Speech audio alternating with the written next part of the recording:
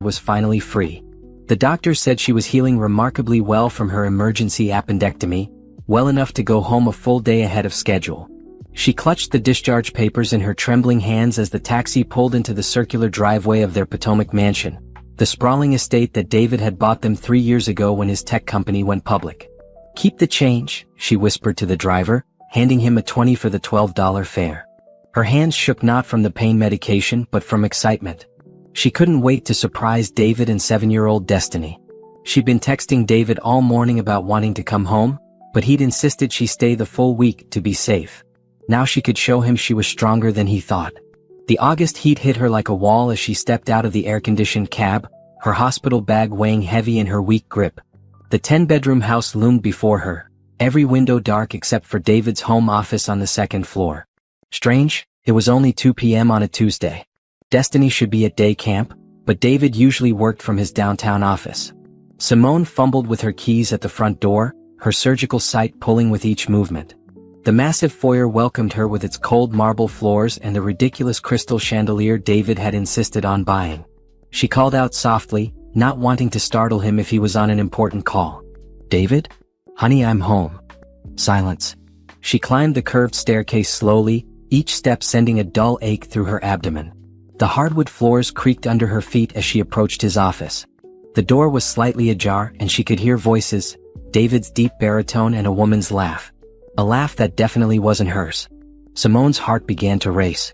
She pressed closer to the door, her breath catching in her throat. "The papers are ready," David was saying. "Once she's out of the hospital and settled, I'll have her sign them. She trusts me completely, she won't even read the fine print." "And you're sure she doesn't suspect anything about the offshore accounts?" The woman's voice was sultry, confident. "What we're doing could destroy her financially. Vanessa, baby, she's been so focused on recovering that she hasn't asked questions about the business in months. By the time she realizes what's happening, we'll be untouchable.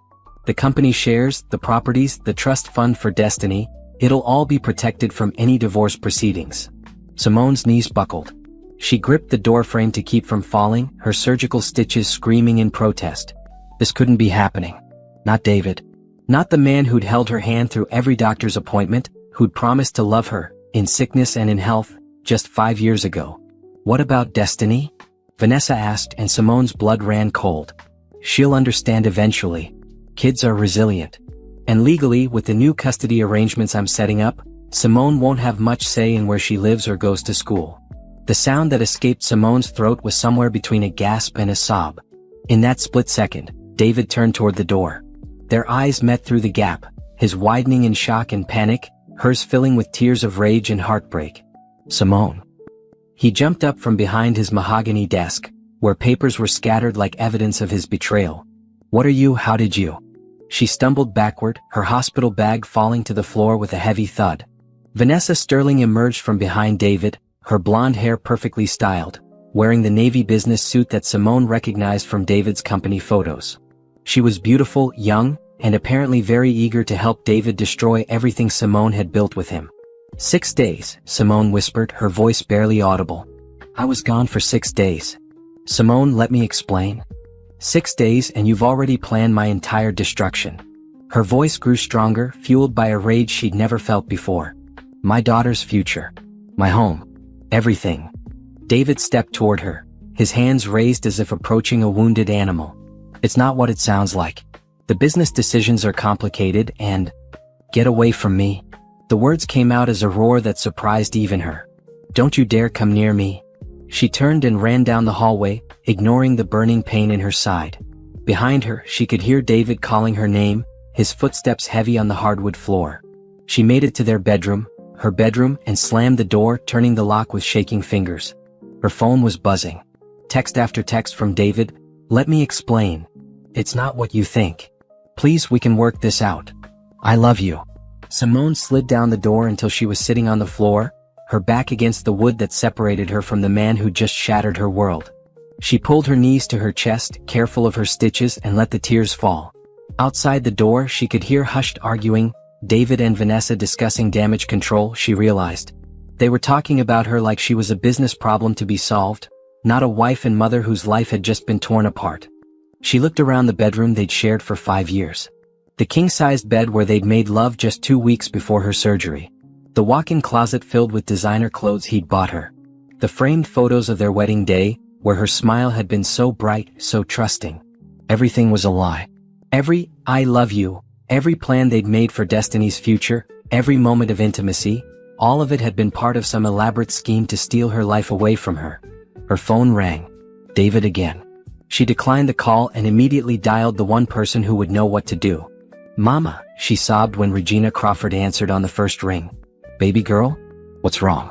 Aren't you supposed to be in the hospital until tomorrow?" "Mama, I need you. I need you right now." "I'm already in the car," Regina said without hesitation. "Whatever it is, we're going to handle it. You hear me?" Simone closed her eyes and leaned against the door, David's voice still pleading on the other side. She thought about Destiny, who would be home from camp in 3 hours, expecting to find her parents happy and her mother safely recovering. Instead, she would find a war zone. But as her mother's words echoed in her ears, "We're going to handle it," Simone felt the first spark of something other than heartbreak. She felt the beginning of a fight. Regina Crawford burst through the front door like a force of nature. Her church dress wrinkled from the hour-long drive and her purse clutched like a weapon. At 58, she'd raised 4 children as a single mother while working double shifts as a registered nurse, and nothing, absolutely nothing, scared her when it came to protecting her family. "Where is he?" she demanded, finding Simone curled up on the living room sofa, still in her hospital clothes. "Upstairs in his office with her," Simone whispered. "They're probably planning their next move." Regina's jaw tightened. "Her? Vanessa Sterling. She works with David's company. I heard them talking about moving money offshore, about making sure I can't touch anything in a divorce." Simone's voice cracked. "Mama, they were discussing custody arrangements for Destiny like she's property to be divided. Over my dead body." Regina sat down beside her daughter and pulled her close. "Tell me everything you heard. Every single word." As Simone recounted the devastating conversation, Regina's expression grew darker. She'd never completely trusted David Crawford. Something about his too perfect smile and his too quick answers had always bothered her. But she'd kept quiet because Simone was happy, and because she'd wanted to believe her daughter had found the kind of security Regina had never been able to provide. "We need evidence," Regina said firmly. "And we need a lawyer. A good one." "Evidence? Mama, I don't even know where to start. David handles all the finances. All I have access to is our joint checking account and a credit card he gave me. What about his computer? His phone? He changes his passwords constantly. Says it's for business security." The pieces were falling into place now. All the little things that had seemed quirky or protective now felt sinister. A car door slammed outside. Through the window, they watched Vanessa Sterling stride to her white BMW, her blonde hair catching the afternoon sunlight. She didn't look back at the house as she drove away. "Good," Regina muttered. "At least she's gone for now." Heavy footsteps echoed from the staircase. David appeared in the living room doorway, his usually perfect hair disheveled, his white dress shirt untucked. He looked between Simone and her mother with the expression of a man who'd been caught stealing from the collection plate. "Regina," he said carefully, "I didn't know you were coming. My daughter called me crying, talking about betrayal and custody battles. Of course I came." Regina stood up, all 5 feet and 2 inches of her radiating power. "Sit down, David. We need to talk. I think it would be better if Simone and I discussed this privately." "I think you've had enough private discussions for one day," Regina interrupted. "Sit down." David reluctantly took the armchair across from them, his hands fidgeting with his wedding ring. "Simone, what you heard wasn't the full conversation. You're taking things out of context." "Then provide the context," Simone said, surprised by the steadiness of her own voice. "Explain to me why you and your business associate were discussing moving our assets offshore to protect them from divorce proceedings when we're not getting divorced. It's standard business planning. Explain why you're setting up custody arrangements for Destiny when there's no custody dispute." David's face flushed red. "You don't understand the complexities of wealth management. There are legal protections that need to be in place." "For when you leave me?" Simone stood up, ignoring the sharp pain in her side. "Is that what you were protecting against? Your own planned betrayal?" "I never said anything about leaving you. But you were thinking it." The words hung in the air like smoke. "You and Vanessa were planning it." Regina watched this exchange with the sharp eyes of someone who'd seen enough liars in her 60 years to recognize one immediately. David, I'm going to ask you a direct question and I want a direct answer. Are you having an affair with that woman? The silence stretched for what felt like hours. David's mouth opened and closed like a fish gasping for air. Answer her, Simone whispered. It's complicated. It's a yes or no question, Regina pressed. Yes. The word fell from his lips like a stone. But it's not what you think. It started as a business relationship and things just developed. It doesn't change how I feel about you, Simone. It doesn't change our family. Simone felt something inside her chest crack open wider. Hearing him admit it was somehow worse than discovering it. How long? 6 months. 6 months. While she'd been planning Destiny's 8th birthday party. While she'd been talking about taking a family vacation to Disney World. While she'd been recovering from surgery, believing he was being supportive and loving. Get out, she said quietly. Simone, please. Get out of this house. Now. This is my house too. Legally. Legally, a lot of things are about to change, Regina interrupted, standing up and placing herself between David and Simone. I suggest you call yourself a lawyer's son because you're going to need one. David looked at Simone one last time, his expression a mixture of panic and frustration. I never wanted it to happen like this. I was trying to protect everyone. By destroying me? Simone's voice was barely a whisper, but it carried the weight of absolute disbelief. By planning to take my daughter away from me? I would never take Destiny away from you. That's exactly what you were planning. I heard you. David grabbed his keys from the side table, his movements sharp and angry. I'll be at the downtown condo. When you're ready to discuss this rationally like adults, call me. The front door slammed behind him with enough force to rattle the picture frames. Regina immediately pulled out her phone. I'm calling Patricia Barnes. She's a divorce attorney who goes to my church. She's tough as nails and she doesn't lose. Mama, I can't afford a good lawyer. David controls all the money. Honey, Patricia Barnes doesn't lose because she knows how to get her clients what they're owed. Don't worry about the money right now. Regina dialed the number from memory. Patricia? It's Regina Crawford. I need you to drop everything and help my daughter. It's an emergency. While her mother talked to the lawyer, Simone walked to the window and looked out at the manicured lawn, the fountain in the center of the circular driveway, the wrought iron gates that surrounded their property. Everything looked exactly the same as it had this morning when she'd left the hospital, but nothing would ever be the same again. A school bus rounded the corner at the end of their street. Destiny would be home in 10 minutes, expecting to find her mother safely recovered and her father waiting with homework help and afternoon snacks. Instead, she would find her family broken. Simone pressed her palm against the cool glass of the window and made a promise to herself and to her daughter. Whatever it took, however long it took, she was going to fight for everything David was trying to steal from them. And she was going to win. The yellow school bus wheezed to a stop outside the gates, and Simone watched through the window as Destiny bounded down the steps, her purple backpack bouncing behind her. At 7 years old, she moved through the world with the kind of fearless joy that only children possess. The same joy that was about to be shattered. Mama. Mama, you're home. Destiny's voice echoed through the foyer as she ran inside, dropping her backpack and lunchbox in the middle of the marble floor. Did they fix your tummy? Does it still hurt? Simone knelt down carefully, her stitches pulling as she opened her arms. Destiny threw herself into the embrace with the full force of a child who'd missed her mother desperately. It's better, baby girl.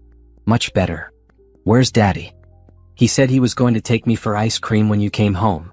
Regina appeared in the doorway, her phone still pressed to her ear as she finished her conversation with the attorney. Patricia can see us tonight at 7, she announced. Emergency consultation. Destiny looked between her mother and grandmother, her bright brown eyes growing confused. Grandma Regina? Why are you here? And why does everybody look sad? Simone felt her heart breaking all over again. How do you explain to a 7-year-old that her father, the man who reads her bedtime stories and helps her with homework and promised to love her forever, has been planning to tear their family apart? Sweetheart, come sit with me, Simone said, leading Destiny to the couch. We need to talk about some grown-up things. Is Daddy sick? Is that why he's not here? No, baby. Daddy's not sick. Simone took her daughter's small hands in hers. Sometimes grown-ups make mistakes. Sometimes they do things that hurt the people they love. Destiny's face grew serious. What kind of mistakes? Simone looked at her mother helplessly. Regina sat down on the other side of Destiny and stroked her granddaughter's hair. Your daddy and mommy are having some problems, Regina said gently. They need to figure some things out. Are you getting divorced? The question came out so matter-of-factly that both women were stunned. Why would you ask that, sweetheart? Simone managed. Because Taylor's parents got divorced last year, and first they had problems, and then her daddy moved out, and then they went to court. Destiny's lower lip began to tremble. Is daddy moving out? The truth was written all over their faces. Destiny was too smart, too observant to be fooled by careful words and gentle euphemisms. She could see the evidence of their shattered world in her mother's red-rimmed eyes and her grandmother's tight jaw. I don't want you to get divorced, Destiny wailed, tears streaming down her cheeks. I want our family to stay together. I want daddy to come home. Simone pulled her daughter close, her own tears falling freely now. Oh baby, I know. I want that too. More than anything. Then why can't you just say sorry to each other and make up? That's what you tell me to do when I fight with my friends. The simplicity of childhood logic was heartbreaking. If only adult betrayal could be solved with apologies and hugs and promises to do better next time. Sometimes, Regina said carefully, the problems are too big for sorry to fix. Sometimes grown-ups hurt each other in ways that can't be undone. Did you hurt daddy? Is that why he left? No, sweetheart. I didn't hurt daddy. Did daddy hurt you? Simone closed her eyes. Even now, even after everything, she wanted to protect Destiny from the ugly truth about her father. She wanted to preserve whatever innocence was left. But Destiny deserved honesty. She deserved to understand why her world was falling apart. Yes, Simone whispered. Daddy hurt me very badly. How? He broke promises he made to me. Important promises that families make to each other. Destiny was quiet for a long moment, processing this information with the seriousness of a child trying to understand adult pain. Will I still see daddy? Of course you will. No matter what happens between daddy and me, he will always be your father, and you will always be his little girl. But what if I don't want to see him? The question came out so quietly that Simone almost missed it. What do you mean, baby? If he hurt you, then he's not nice anymore. And I'm not supposed to spend time with people who aren't nice. Simone's heart broke a little more. Even at 7, Destiny understood the fundamental wrongness of what her father had done. She understood that hurting people you love has consequences. Daddy still loves you very much, Regina said. Even when grown-ups make bad choices with each other, they can still be good parents. But what if he hurts me too? The question hung in the air like a dark cloud. It was the fear Simone hadn't dared voice, the worry that David's capacity for deception and betrayal might extend to their daughter. What if the custody arrangements he'd been discussing weren't just about winning or control? What if they were about something worse? Baby girl, Simone said firmly, if anyone ever hurts you or makes you feel unsafe, you tell me immediately. Or Grandma Regina. Or any grown-up you trust. Do you understand? Destiny nodded solemnly. Are we going to be okay? Me and you? Yes, Simone said with more conviction than she felt. We're going to be more than okay. We're going to be strong, and we're going to take care of each other, and we're going to build a beautiful life together. Will we have to move out of our house? Another question Simone couldn't answer with certainty. The house, the cars, the bank accounts, everything was in David's name or tied up in his business holdings. Legally, she might have no claim to any of it. I don't know yet, sweetheart. But wherever we live, as long as we're together, it will be home. Destiny seemed to accept this answer. She wiped her nose on her sleeve and looked at her grandmother. Grandma Regina, are you going to stay with us? As long as you need me, baby girl. Good. Because Mama's tummy still hurts and somebody needs to help take care of her. The role reversal was heartbreaking. A 7-year-old worried about taking care of her mother instead of the other way around. But it was also inspiring. Even in the midst of losing everything she'd known as stable and secure, Destiny's first instinct was to protect and care for the people she loved. If a 7-year-old could be that brave, Simone thought, then maybe she could find the courage to fight back against the man who tried to destroy them. The front door opened and David's voice echoed through the foyer. Destiny? Daddy's home. Destiny's body tensed in Simone's arms. For the first time in her young life, the sound of her father's voice didn't fill her with excitement. I don't want to see him right now, she whispered. Regina stood up like a soldier preparing for battle. You don't have to, sweetheart. Your mama and I will handle this. As David's footsteps approached the living room, Simone held her daughter closer and made another silent promise. Whatever happened next, Destiny would never again have to question whether the adults in her life would protect her. That was a promise she intended to keep. Patricia Barnes arrived at 7 o'clock sharp, carrying a leather briefcase that had seen more courtroom battles than most lawyers experience in a lifetime. She was a small woman with silver-streaked hair and eyes that missed nothing, the kind of attorney who looked like she could be someone's favorite aunt until she opened her mouth in court and destroyed opposing counsel. "Regina told me the basics over the phone," Patricia said, settling into the living room chair where David had sat hours earlier. "But I need to hear everything from you in your own words." Destiny had been tucked into bed with extra kisses and promises that everything would be okay. Now, with Regina taking notes on a legal pad, Simone recounted every detail of the conversation she'd overheard. "Offshore accounts," Patricia repeated, making notes of her own. "Custody arrangements being set up without your knowledge. Assets being moved to protect them from divorce proceedings. Did he use any specific names? Banks, legal firms, anything?" "He mentioned something about papers being ready for me to sign. And Vanessa, the woman, she seemed to know details about our financial situation that I don't even know." Patricia's pen stopped moving. "What do you mean?" "David's always handled all the finances. He says it's because the business is complicated, and he doesn't want me to worry about it. I have access to our joint checking account and one credit card, but that's it." "Do you know how much money your husband is worth?" Simone felt embarrassed admitting it. "Not exactly. I know his company went public 3 years ago, and he bought this house and the downtown condo afterward. But he always says the money is tied up in investments and business ventures. Mrs. Crawford, your husband's company, Crawford Technologies, is valued at approximately $1.2 billion. He personally owns 40% of the company, plus significant real estate holdings, investment portfolios, and what appears to be at least 3 offshore holding companies." The number was so large that Simone couldn't process it. She'd known David was wealthy, successful enough to buy million-dollar homes and send Destiny to private school, but a billionaire? "I had no idea it was that much." "That's intentional," Patricia said grimly. "Financial isolation is a classic control tactic. Keep the wife uninformed so she can't make independent decisions or protect herself if the marriage fails." Regina looked up from her note-taking. "So what do we do? How do we prove what he's planning?" "We need evidence. Bank records, business documents, communication between David and this Vanessa woman. Anything that shows intent to hide assets or manipulate custody arrangements." "His computer is password protected," Simone said. "And he takes his phone everywhere." "What about paper documents? Does he keep files at home?" "In his office upstairs. But it's always locked when he's not there." Patricia smiled for the first time since arriving. "Then it's a good thing he's not here." 10 minutes later, the 3 women stood outside David's home office. The door was indeed locked, but Regina had raised 4 children. She knew how to pick a simple interior door lock with a bobby pin and a credit card. "This feels like breaking and entering," Simone whispered. "It's your house too," Patricia said firmly. "And we're looking for evidence of financial fraud, which is a crime. If David has been hiding assets to avoid fair distribution in a divorce, that's illegal." The office was immaculate. Mahogany desk, leather chairs, floor-to-ceiling bookshelves filled with business journals and awards.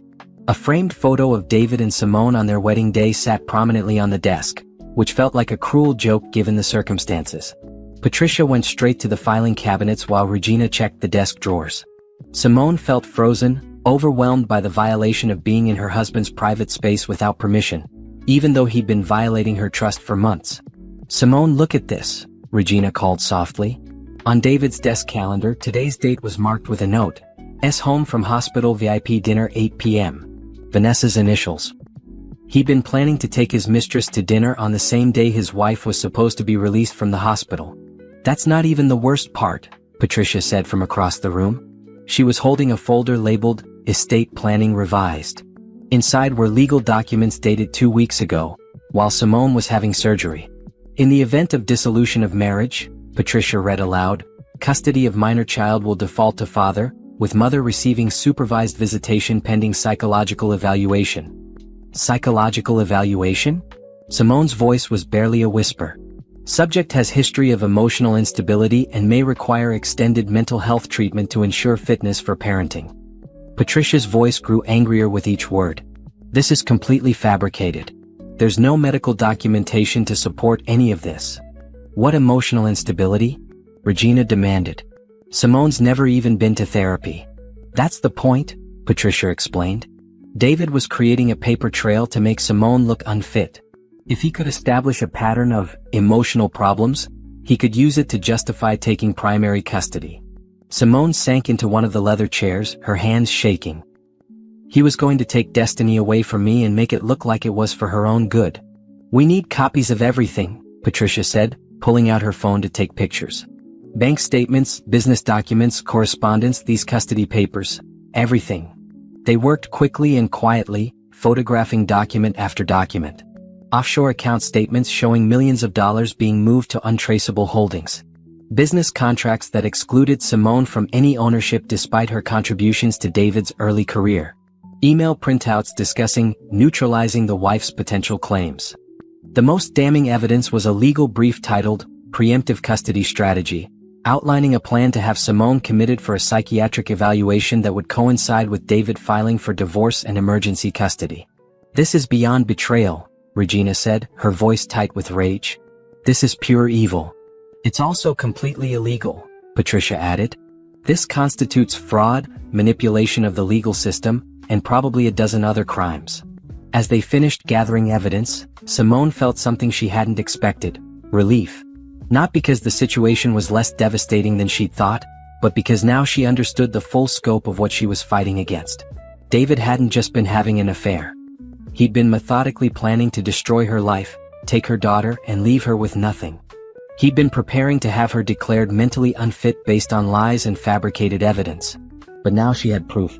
Now she had weapons. What happens next? She asked Patricia.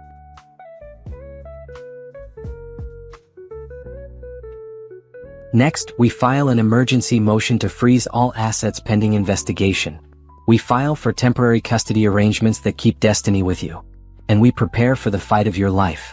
Patricia packed the copied documents into her briefcase with the efficiency of someone who'd done this many times before.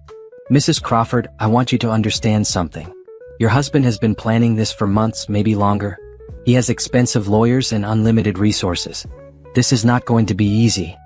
I don't care how hard it is, Simone said quietly. He tried to steal my daughter. He was going to have me committed to a mental hospital. I don't care if I have to fight him for the rest of my life. Good, Patricia said with a fierce smile.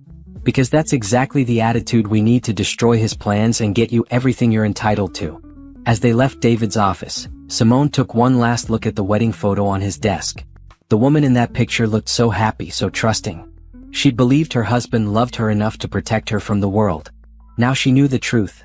Sometimes the person you need protection from is the one who promised to love you forever. But she also knew something else: she was done being protected. From now on, she was going to be the one doing the fighting. Word spread through their neighborhood like wildfire. By Thursday morning, Simone's doorbell had been ringing since dawn. Mrs. Evelyn from next door arrived first, carrying a casserole dish and wearing the kind of determined expression that meant business.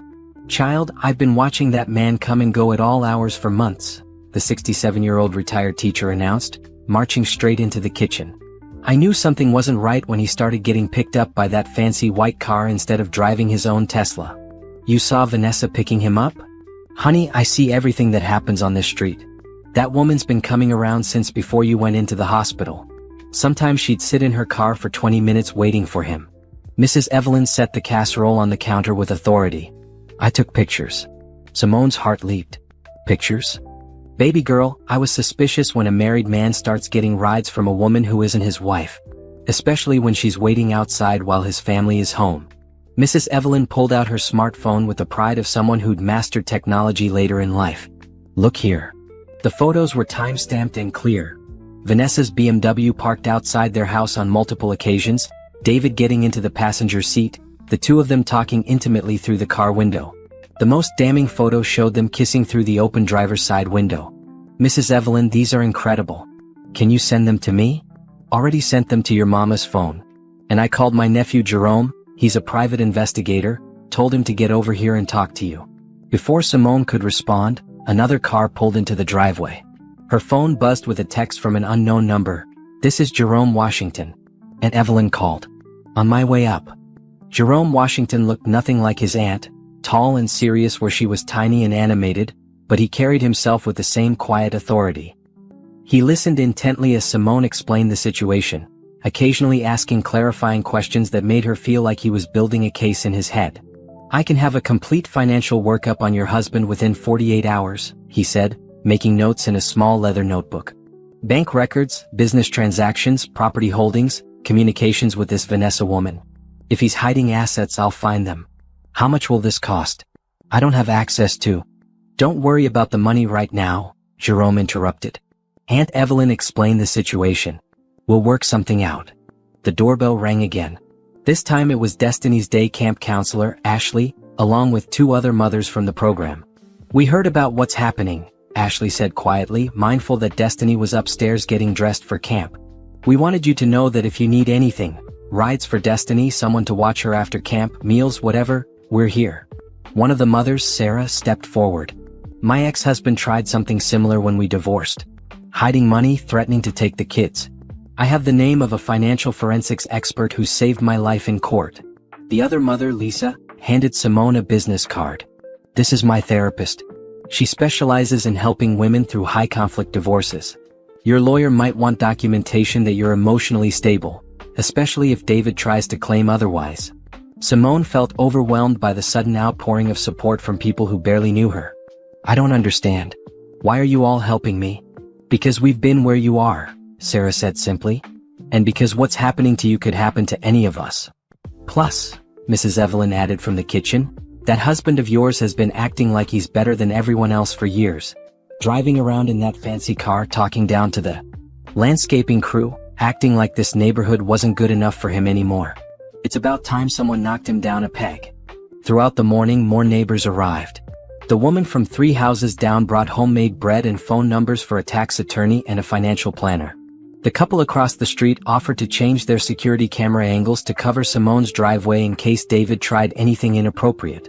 The teenage boy who walked dogs in the neighborhood volunteered to keep an eye on the house during his afternoon routes. By noon, Simone's kitchen looked like the command center for a small army. Business cards, phone numbers, casserole dishes, and legal documents covered every surface.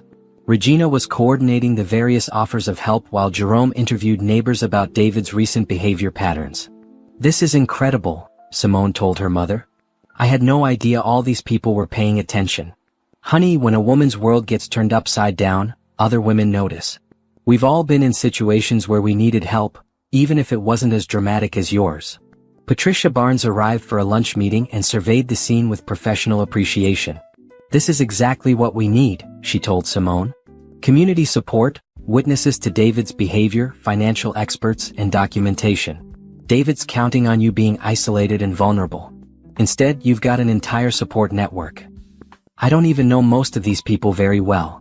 That's what makes their testimony so powerful, Patricia explained.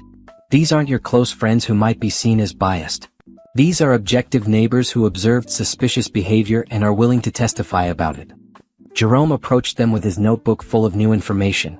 I've talked to 8 different neighbors. The pattern is clear. David's been acting secretive and suspicious for months. Late-night departures, unknown woman picking him up, phone calls taken outside on the lawn, packages being delivered to neighbors' houses and picked up later. Packages to neighbors' houses? Financial documents, according to Mrs. Chen from 2 doors down. David asked if he could have some business papers delivered to her address because he was having issues with his home mail. She thought it was odd but didn't want to be unfriendly. Patricia's eyes lit up. That's evidence of intentional deception. He was having documents sent elsewhere to keep them hidden from you. Mrs. Evelyn returned from the backyard, where she'd been giving Jerome a tour of her security camera positions. Child, I hate to interrupt, but that white BMW just pulled up to your gates. Everyone froze. Through the window, they could see Vanessa Sterling's car idling outside the property entrance, the driver clearly trying to see into the house. She's got some nerve, Regina muttered. Jerome was already moving toward the front door.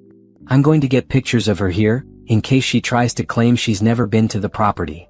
But Vanessa didn't get out of the car. After 2 minutes of surveillance, she drove away. She's checking to see if David's here, Patricia observed. Which means they don't have a way to communicate safely right now. That's good for us. It suggests panic on their part. The afternoon brought even more support. Destiny's 2nd grade teacher called to offer flexible scheduling if legal meetings interfered with school pickup. The owner of their local grocery store, a woman who'd built her business from nothing after her own difficult divorce, stopped by with gift cards and contact information for a financial recovery specialist. Most surprisingly, David's own cousin Marcus called. Simone almost didn't answer the phone, expecting it to be another uncomfortable conversation with one of David's relatives taking his side. Instead, Marcus said, "Simone, I heard what happened. I want you to know that some of us have been worried about David's behavior for a while. If you need someone from his family to testify about character issues or concerning changes in his personality, I'm willing to do that." Marcus, thank you. But won't that cause problems with your family? Honestly, David's caused problems with the family all by himself. Ever since his company went public, he's been different. Secretive, arrogant, cutting people off. We've been watching him become someone we don't recognize. By evening, when the last neighbor had left and Jerome had finished his preliminary investigation, Simone felt something she hadn't experienced in days: hope. She wasn't alone. She wasn't powerless. And David's careful plans to isolate and destroy her were crumbling before they'd even been fully implemented. "Tomorrow," Patricia announced, packing up her papers, "we file our paperwork. Emergency asset freeze, temporary custody arrangements, and a request for full financial discovery. By Monday morning, David Crawford is going to realize he seriously underestimated who he was messing with." As Simone tucked Destiny into bed that night, her daughter asked, "Mama, who were all those people today?" "Friends, baby girl. People who want to help us. I'm glad we have so many friends. Daddy doesn't have very many friends anymore." The observation was startling in its accuracy. David had systematically alienated himself from family and neighbors in pursuit of his secret plans. While he'd been building a case against Simone, she'd unknowingly been building an army of allies. For the first time since this nightmare began, Simone felt like she might actually win. Friday morning arrived with the sound of legal papers being served. Simone watched through the window as a process server approached David's downtown condo, knowing that in a few minutes, her husband would discover that his carefully laid plans had been shattered overnight. Patricia had worked until midnight filing emergency motions with the court. By 9 a.m., David would be legally prevented from moving any assets, changing beneficiaries on any accounts, or altering custody arrangements for Destiny. More importantly, he would be required to appear in court Monday morning to explain his offshore account activities. How long before he realizes what happened? Regina asked, setting a cup of coffee beside Simone at the kitchen table. "About 10 minutes, Jerome answered from his laptop across the room. "I've been monitoring his credit card activity. He just paid for breakfast at that expensive restaurant downtown. Process server should reach him any minute now." The phone rang. David's name appeared on the caller ID. "Let it go to voicemail," Patricia advised. She'd arrived early to coordinate the day's activities. "Everything he says now can be used in court. We want him panicked and making mistakes." The voicemail notification chimed. Simone played it on speaker. "Simone, what the hell is this?" David's voice was tight with barely controlled rage. "Emergency asset freeze? Financial discovery? Are you insane? You can't just call me back. We need to talk. This is ridiculous." He called 4 more times in the next hour, each message angrier than the last. By the 5th call, he'd moved from anger to threats. "You have no idea what you're doing," his voice snarled through the speaker. "I have the best lawyers in the city. I will destroy you in court. And Destiny will understand what kind of mother you really are when this is over." Patricia smiled grimly. "Perfect.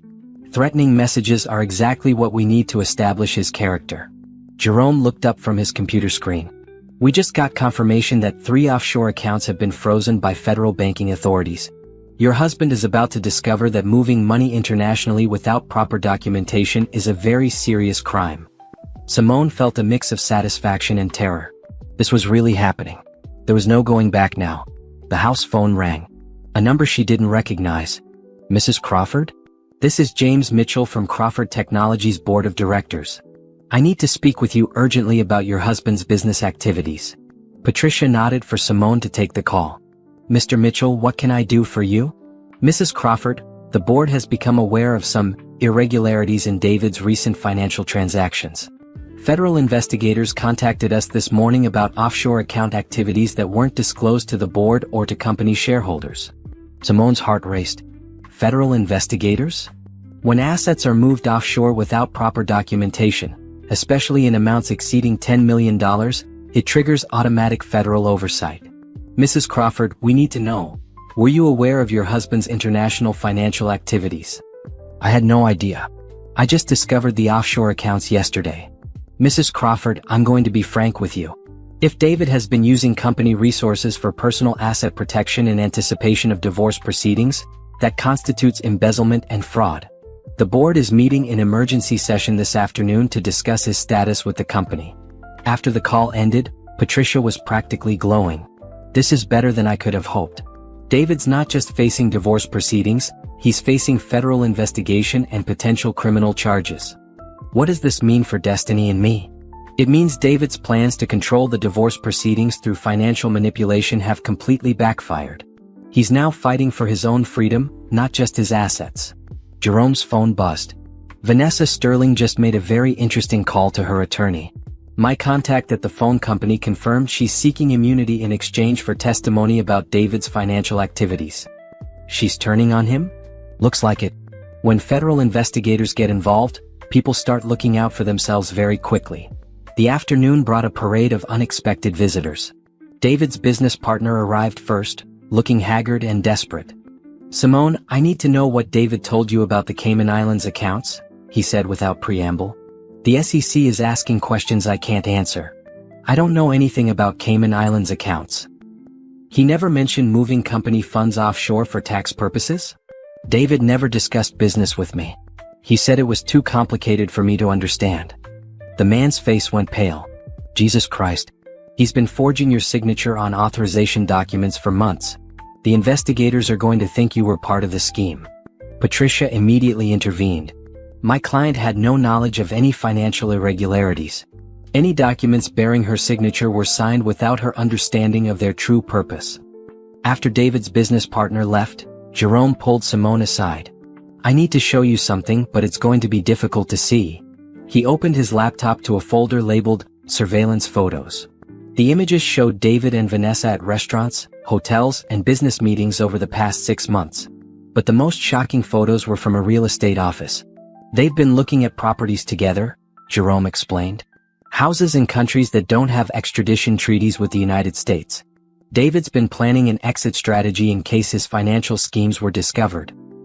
He was going to leave the country? With Vanessa, with millions in untraceable offshore funds, and potentially with Destiny if his custody plans had worked. The magnitude of David's betrayal kept expanding. This wasn't just about an affair or even financial deception. This was about a man who'd been systematically planning to steal everything, including their daughter, and disappear to a place where law enforcement couldn't touch him. Simone's phone buzzed with a text from an unknown number. "This is Vanessa. We need to talk. There are things about David you don't know. Meet me at the Starbucks on Connecticut Avenue in 1 hour. Come alone." Patricia read the message and shook her head. "Absolutely not. This could be a trap. Or it could be our chance to get inside information," Jerome countered. "If she's really trying to save herself, she might give us everything we need to destroy David's remaining credibility. It's too dangerous." "I'll go with surveillance," Jerome suggested. "Simone meets with her while I monitor from nearby. If anything feels wrong, we abort." An hour later, Simone sat across from Vanessa Sterling in a busy Starbucks, studying the woman who'd helped plan her destruction. Up close, Vanessa looked younger than her 28 years and terrified. "David's going to blame everything on me," Vanessa said without preamble. "The offshore accounts, the custody plans, even the affair. He's already told his lawyers that I manipulated him into all of it." "Did you? Are you kidding? I'm a junior associate at his consulting firm. David Crawford is worth over $1 billion. Who do you think had the power in our relationship?" Vanessa pulled out a manila envelope. "These are copies of documents David had me prepare. Financial transfers, custody applications, even a psychiatric evaluation request form with your name already filled in." Simone's hands shook as she reviewed the papers. Everything was worse than they discovered the night before. David hadn't just been planning to have her committed. He'd been planning to have her declared incompetent so he could gain control of any assets that might be awarded to her in the divorce. "Why are you telling me this?" "Because federal investigators interviewed me this morning, and they made it clear that I can either cooperate with their investigation or become a co-defendant in a fraud case that could send me to prison for 20 years. Vanessa's voice was barely above a whisper. "David convinced me that you were mentally unstable, that you were a threat to Destiny's welfare, that he was protecting his family. I believed him because I wanted to believe him. And now I realize that David Crawford is a sociopath who uses people until they're no longer useful, then discards them. I don't want to be discarded in a federal prison. The meeting lasted 30 minutes. By the end, Simone had documents that proved David's criminal intent beyond any reasonable doubt. More importantly, she had a witness who was willing to testify about every aspect of his deception. As they prepared to leave, Vanessa made one final confession. There's something else you should know. David's been planning this for over a year. Long before he met me. He's done this before. What do you mean? His first wife. The one who supposedly died in a car accident? She was planning to leave him. She discovered he was stealing money from his first company. The accident happened the day before she was supposed to meet with investigators. The words hit Simone like a physical blow.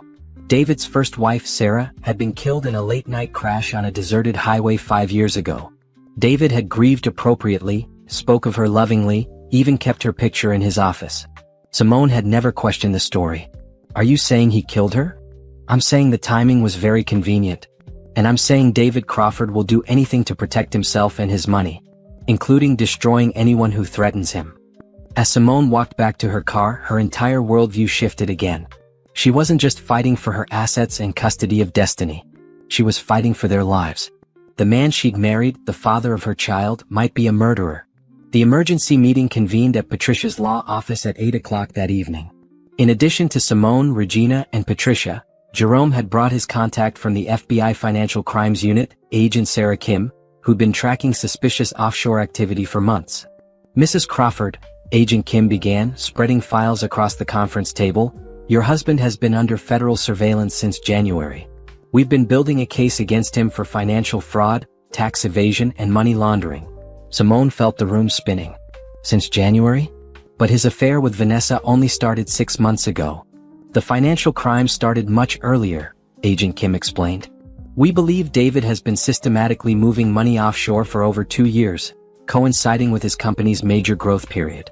What's new is the personal component, the affair, the custody manipulation, the planned psychiatric commitment.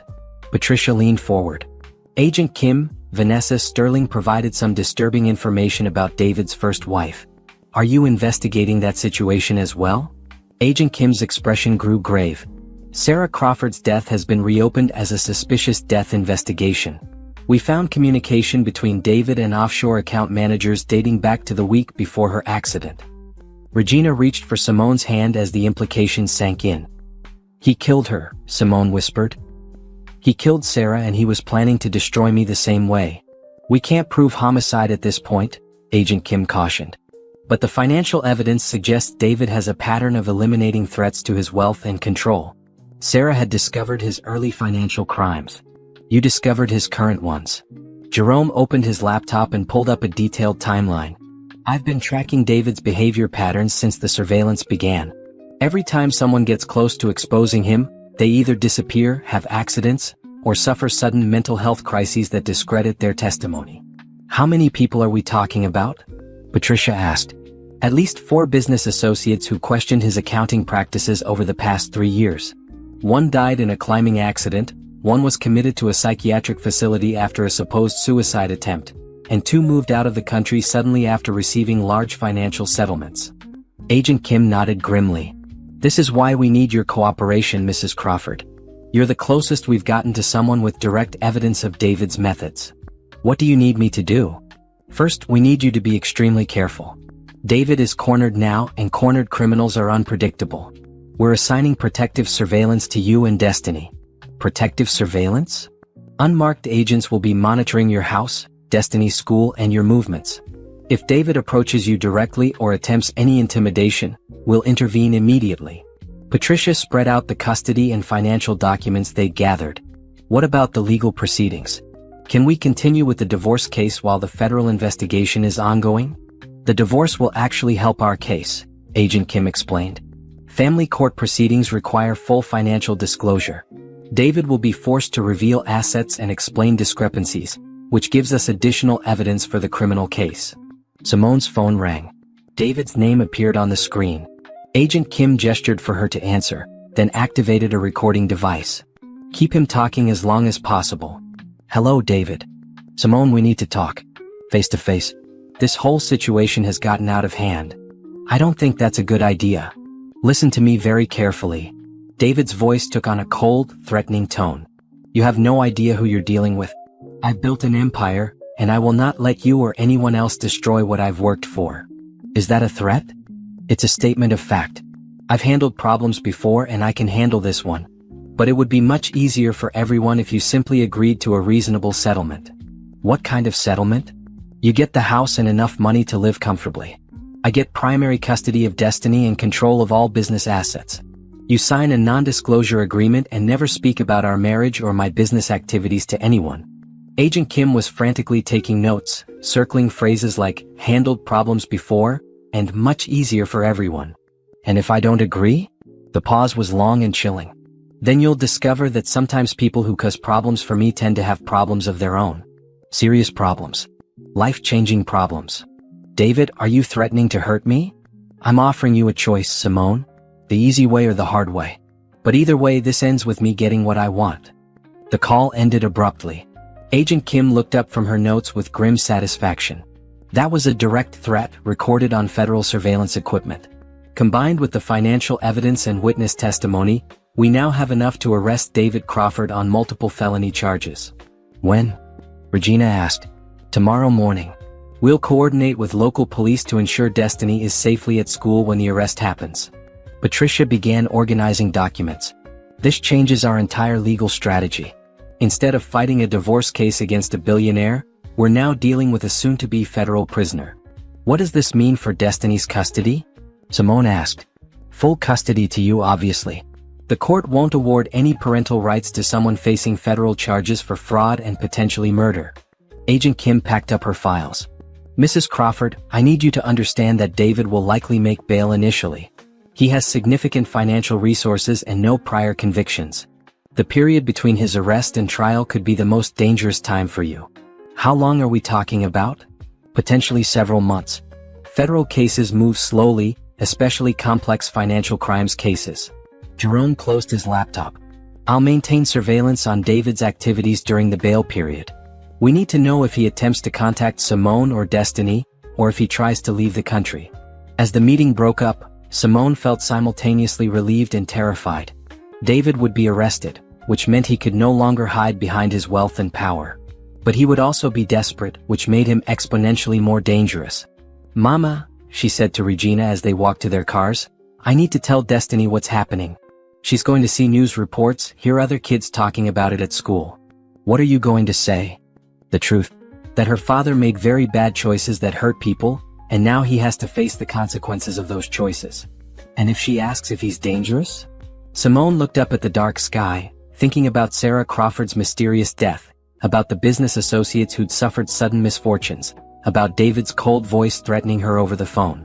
I'm going to tell her that we're safe now because good people are protecting us, but that she should never be alone with her father again. It was a conversation no mother should have to have with her 7-year-old daughter. But it was a conversation that might save both their lives. As Simone drove home, she realized that tomorrow would bring the end of one nightmare and the beginning of another. David Crawford, the loving husband, was gone forever, revealed as an illusion. David Crawford, the dangerous criminal, was about to become her reality. The FBI arrived at 6:17 a.m. on Saturday morning, just as Agent Kim had promised. Simone watched from her kitchen window as 3 black SUVs surrounded David's downtown condo building, their occupants moving with the precision of a military operation. Destiny was still asleep upstairs, unaware that her father was about to become front-page news across the Washington metropolitan area. Regina sat beside Simone at the kitchen table, both women holding coffee cups they weren't drinking, watching history unfold through the live news coverage on Simone's phone. Federal agents have arrested tech billionaire David Crawford on charges of financial fraud, money laundering, and tax evasion, the news anchor reported. Crawford, whose company Crawford Technologies went public 3 years ago, is accused of moving over $50 million to offshore accounts to avoid taxation and hide assets from potential divorce proceedings. The footage showed David being led from his building in handcuffs, his usually perfect hair disheveled, his expensive suit wrinkled from what had obviously been a sleepless night. For the first time since this nightmare began, he looked powerless. More troubling allegations have surfaced regarding Crawford's personal conduct, the anchor continued. Sources close to the investigation suggest that Crawford may have been planning to have his wife involuntarily committed to a psychiatric facility as part of an elaborate scheme to gain custody of their 7-year-old daughter. Simone's phone rang immediately. Patricia Barnes calling with an update. He's been charged with 17 federal counts, Patricia reported. The judge set bail at $20 million, which David's attorneys are arguing is excessive. Will he make bail? Probably, but it doesn't matter. The conditions of his release include surrender of his passport, no contact with you or Destiny, and GPS monitoring. He's essentially under house arrest. What about the custody situation? Emergency hearing is scheduled for Monday morning. Given the federal charges, I expect the judge to award you full temporary custody with no visitation rights for David. After hanging up with Patricia, Simone faced the task she'd been dreading, waking Destiny and explaining why her father's picture was on every news channel in the city. She found her daughter already awake, sitting on her bed and staring out the window at the news vans that had gathered outside their gates. "Mama, why are there so many people outside?" Simone sat down beside her and pulled her close. "Remember how we talked about Daddy making some bad choices?" "Yes." "Well, those bad choices were against the law. So the police came to arrest him this morning." Destiny processed this information with the seriousness that had become her default expression since her world started falling apart. "Is he going to jail?" "He might.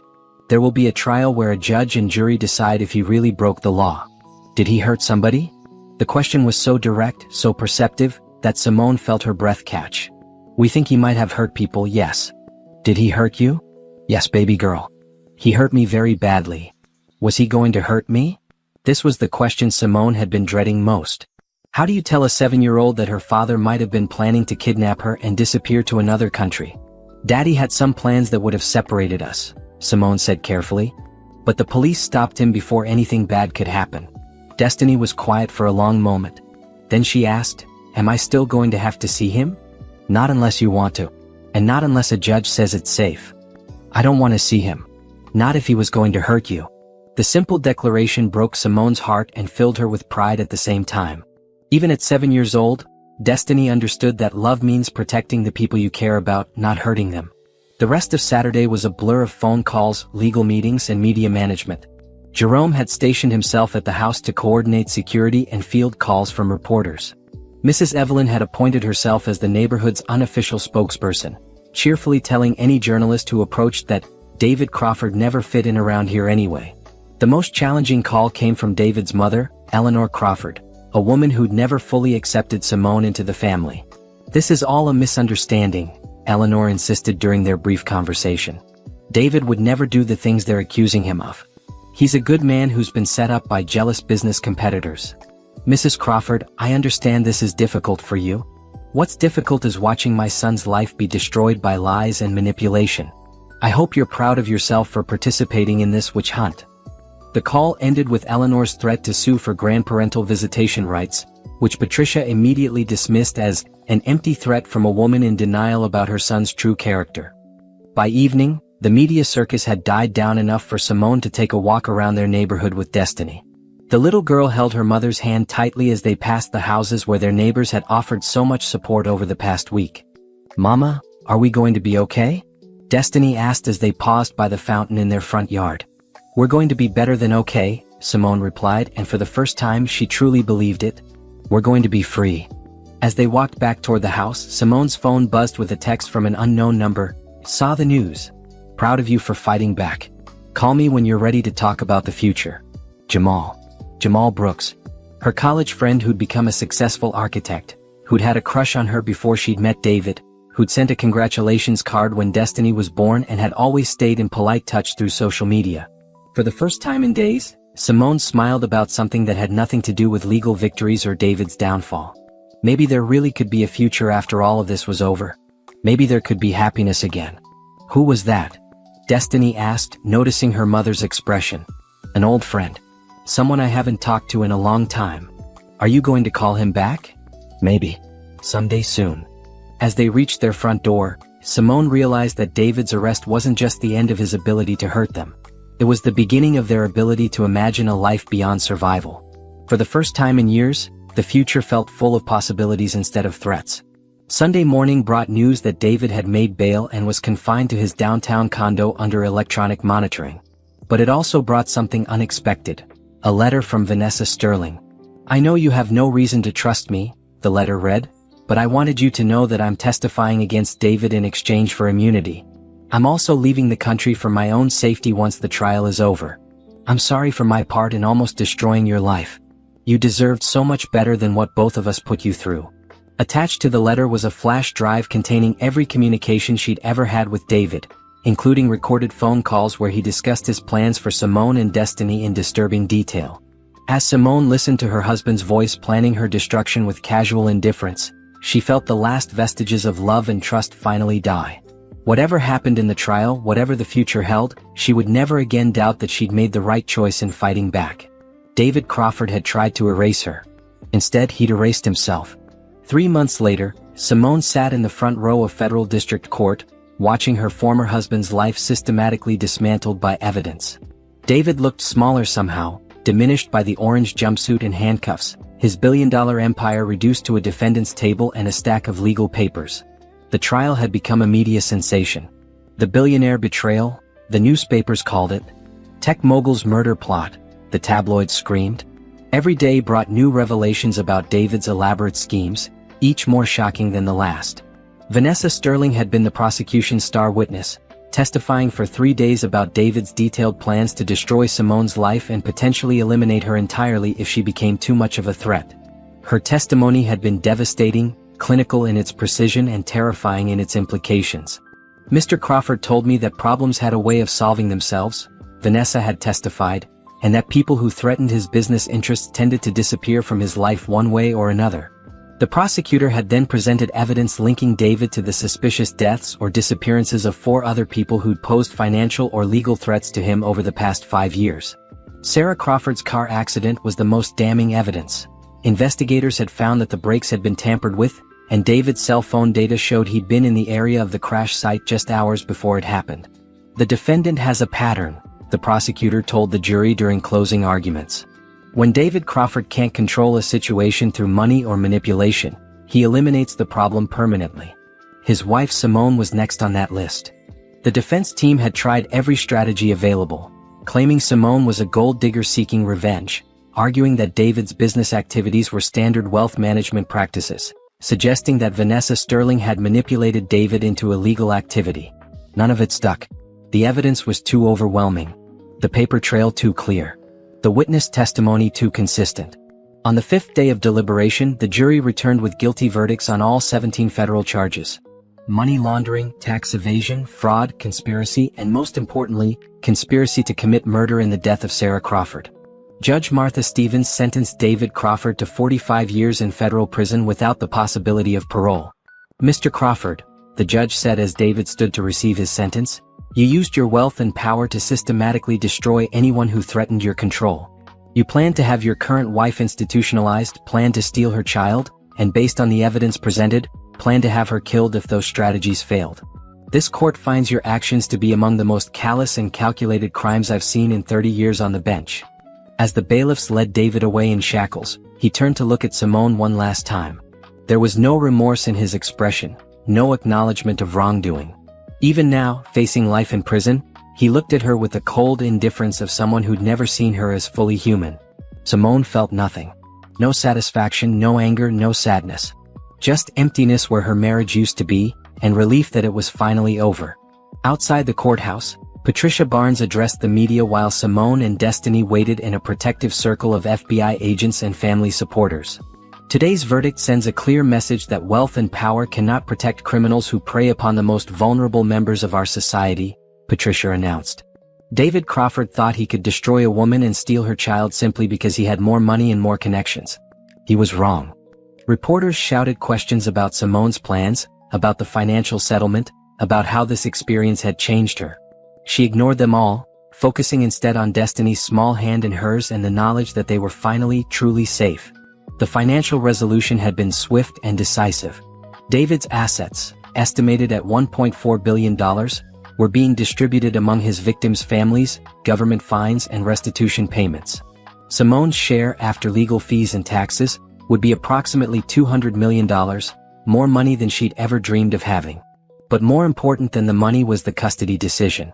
Judge Stevens had terminated David's parental rights entirely, citing the evidence of his plans to use Destiny as a tool for manipulation and his potential danger to anyone who opposed him. Destiny Crawford will never be required to have any contact with her biological father, the judge had ruled. This court finds that David Crawford poses a continuing threat to both the child and her mother, and that termination of parental rights is necessary to protect them.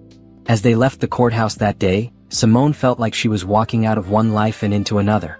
The woman who'd entered that building 4 months ago, trusting, naive, financially dependent, was gone forever.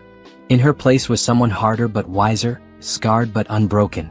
That evening at the celebration dinner Regina had organized at their favorite restaurant, Destiny made an announcement that surprised everyone. "I want to change my last name," she said seriously. "I don't want to be a Crawford anymore. I want to be a Washington like Grandma Regina." "Sweetheart," Simone said gently, "you don't have to make that decision right now. It's a big change. I already decided. Crawford was Daddy's name and he was bad. Washington is your real name and Grandma's name and our family's name." The simple logic was unassailable. 2 weeks later, Destiny Washington started 3rd grade at a new private school where no one knew her history, where she could be just another 8-year-old girl whose biggest worry was whether she'd remembered to pack her lunch. On the first day of school, as Simone watched her daughter walk confidently into her new classroom, she thought about how much they'd both changed since that terrible afternoon when she'd come home from the hospital early. They were different people now. Stronger people. Free people. The nightmare was over. Their real life was about to begin. 1 year later, Simone Washington stood in the kitchen of her new house. A beautiful but modest 4-bedroom colonial in a quiet neighborhood where Destiny could ride her bike safely and where neighbors knew each other's names without needing to check security camera footage. She was making pancakes on a Saturday morning, something she'd never had time for during her marriage to David, when her phone rang. Jamal's name appeared on the screen and she smiled before answering.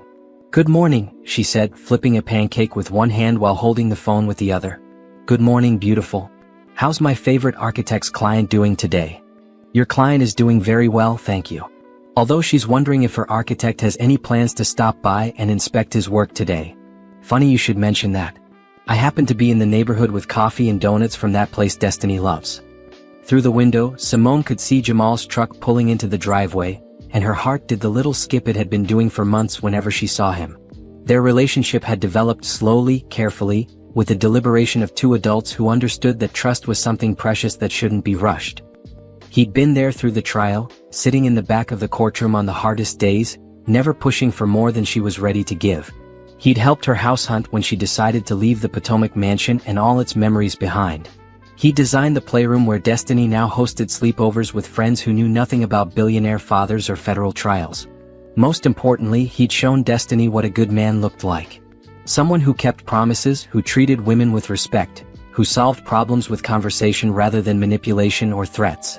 "Jamal's here," Destiny called, racing down the stairs in her pajamas to unlock the front door. She'd started calling him by his first name 6 months ago, after he'd asked her permission to date her mother for real, with serious intentions.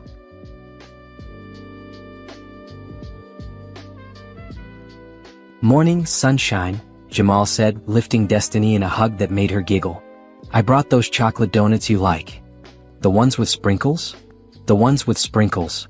As they settled around the kitchen table, a comfortable lived-in table that bore the scars of homework sessions and art projects, Simone felt the deep contentment that had taken months to develop. This wasn't the desperate happiness of someone trying to forget trauma. It was the steady joy of someone who'd built a real life on solid foundations. "Mama," Destiny said, her mouth full of donut, "can I tell you something?" "Always, baby girl." "I'm glad Daddy went to prison." The statement was delivered with the matter-of-fact tone that 8-year-olds used for observations about weather or school lunch preferences. Simone and Jamal exchanged glances over her head. "Why's that, sweetheart?" "Because if he hadn't gone to prison, we wouldn't have this house and I wouldn't have my new school, and you wouldn't have met Jamal again and Grandma Regina wouldn't live down the street." Destiny ticked off the reasons on her fingers. "Also, I wouldn't have gotten to see him cry when the judge said he was bad." Simone had thought Destiny was too young to fully understand David's sentencing hearing, but clearly she'd absorbed more than anyone realized. "Do you miss him at all?" Jamal asked gently. Destiny considered this seriously. "I miss the daddy I thought he was. But that daddy wasn't real. He was just pretending. I don't miss the real daddy because the real daddy was scary. The conversation was interrupted by a knock at the front door. Simone opened it to find Mrs. Evelyn holding a covered dish and wearing the broad smile that meant she had gossip to share. "Child, I brought you some of my famous cornbread and I have news," the older woman announced, making herself at home at the kitchen table. "That fancy house where you used to live? The bank finally sold it." Oh. Simone wasn't sure she wanted to know who'd bought the place where her marriage had died. Bought by a nice family from Atlanta. The wife is a doctor, husband teaches at Georgetown. They have 3 children and 2 dogs. Mrs. Evelyn accepted a cup of coffee from Jamal with the ease of someone who'd appointed herself honorary grandmother to their household. They asked the neighbors about the history, about what happened there. "What did you tell them?" "I told them that house needed a family that would fill it with love instead of secrets. I told them that good people could change the energy of a place, make it clean again." It was exactly what Mrs. Evelyn would say, practical wisdom wrapped in kindness. Simone felt a weight lift that she hadn't realized she'd been carrying. The house where David had planned her destruction would become a home where children played safely and parents loved each other honestly. After Mrs. Evelyn left with promises to babysit anytime they needed her, Simone found herself alone in the kitchen with Jamal while Destiny watched cartoons in the living room. "I have something to tell you," Jamal said, his expression suddenly serious. Simone's chest tightened. After David, serious conversations still triggered her anxiety response. "What is it?" "I love you," he said simply. "I love you and I love Destiny and I love the life we're building together. And I want to ask you something important, but I want to make sure you're ready to hear it." "What kind of question?" "The kind that involves jewelry and knee-bending and promises about the future." Simone's heart stopped, then started again at double speed. "Jamal? I'm not asking today," he said quickly. "I'm just letting you know that I'm thinking about asking. Someday soon. When you're ready. If you're ever ready." She looked at this man who'd waited patiently while she rebuilt herself from the ground up, who'd never once pushed her to move faster than she was comfortable with, who'd shown her what love looked like when it was offered freely instead of used as a weapon. "I might be ready sooner than you think," she said softly. Yeah. Later that evening, after Jamal had gone home and Destiny was asleep, Simone sat in her study, a small room lined with books and plants where she'd been writing her memoir about surviving financial abuse and recovering from betrayal. The book would be published next year, with proceeds going to help other women escape dangerous marriages. She looked at the framed photo on her desk, herself, Destiny, and Regina on the courthouse steps after David's sentencing, all 3 of them smiling with the exhausted relief of people who'd survived a war. They looked tired but victorious, scarred but unbroken. Her phone buzzed with a text from Patricia Barnes. "Saw the news about David's appeal being denied. How are you feeling?" Simone typed back, "Free." It was true. David Crawford would spend the rest of his life in federal prison, which meant she would spend the rest of her life knowing that he could never again threaten her or Destiny or anyone else who dared to stand in his way. She was free to love without fear, to trust without constantly watching for betrayal, to build a future based on hope instead of survival. As she turned off the lights and headed upstairs to check on Destiny one last time before bed, Simone thought about the woman she'd been a year ago, terrified, isolated, financially dependent, believing her husband's lies about her own capabilities. That woman was gone, replaced by someone who'd discovered her own strength in the crucible of betrayal. Someone who'd learned that the love of good people was worth more than all the money in the world. Someone who'd found that sometimes the worst thing that could happen to you was also the thing that set you free. In her daughter's bedroom, Destiny slept peacefully, surrounded by the security of knowing she was loved unconditionally and protected absolutely. On her nightstand was a photo of herself with Simone and Jamal at the zoo last weekend, all 3 of them laughing at something the sea lions had done. It was the face of a child who'd learned to trust again, who'd seen that not all powerful men were dangerous, who'd discovered that families could be broken and rebuilt stronger than before. Simone kissed her daughter's forehead and whispered the same promise she made every night. "You are safe, you are loved, and tomorrow will be better than today." As she stood in the doorway looking at her sleeping child, Simone realized that everything David had tried to take from them, their security, their future, their happiness, had grown back stronger and more beautiful than before. He tried to destroy them. Instead, he'd set them free to become everything they were meant to be. The nightmare was over. The dream was just beginning. And for the first time in years, Simone Washington fell asleep without fear, knowing that tomorrow